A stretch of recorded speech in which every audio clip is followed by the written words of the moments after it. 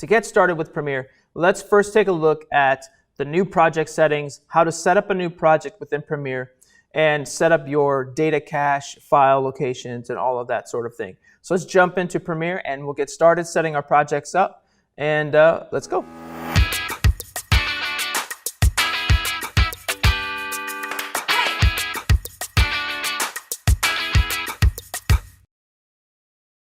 So first thing we're going to do is load Premiere. If you don't have it down here already, again, go over to your Start menu, scroll down for Premiere, or you can start typing in Premiere down below, and you'll get the splash screen that loads up. All right, when it first loads up, you'll get this Welcome Back to Premiere. If you had any recent projects open, those will be located right here. You can quickly locate and open up a recent project. But for now, we're going to click New Project. And we have the New Project dialog box pop up. First thing we're going to do is give this a name. So we're going to call this one Sample Tutorial, or whatever the name of your project is.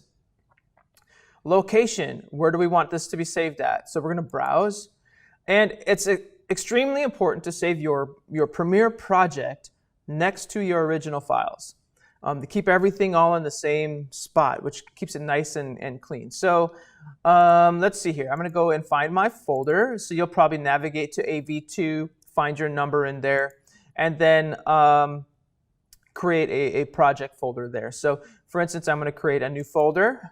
Since I don't have one here, I'm going to call this one Sample Tutorial. Okay. And then double click that. So inside my Sample Tutorial folder, I'm going to create my Sample Tutorial file, my project file. Okay. General, so video rendering and playback, we're going to keep this Mercury Playback Engine GPU acceleration on.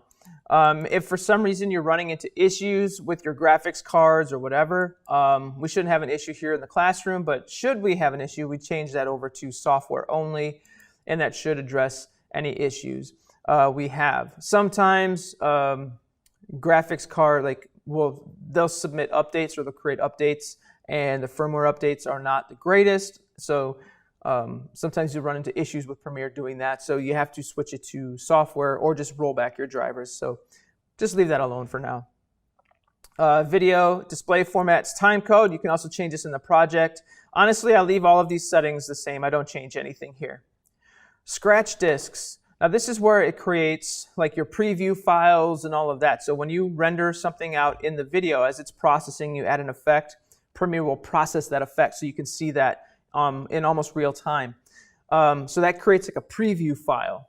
And that's stored with your scratch disks. Now, on some systems you have multiple hard drives. So like for me at home, I have a hard drive that's dedicated to my scratch disks, to my sample media that's just going to be thrown away once I'm done with the project. All it is preview media, so we don't need that. So we're just, for now, for the school, we're going to keep that the same as project. But just know that you can change the location of where your preview, your captured audio, video previews, and all your scratch disk information, where all of your temporary files are stored. Okay. Ingest settings. For importing footage or ingesting footage, again, we don't really need to worry about this because we're going to use Prelude, right? We're going to use Prelude to ingest footage, so we don't need to deal with that. So for this class and for school, we're just worried about name and location, where we're going to put that, and then just click OK. So just like that, we are now in Premiere. We're ready to start our first project.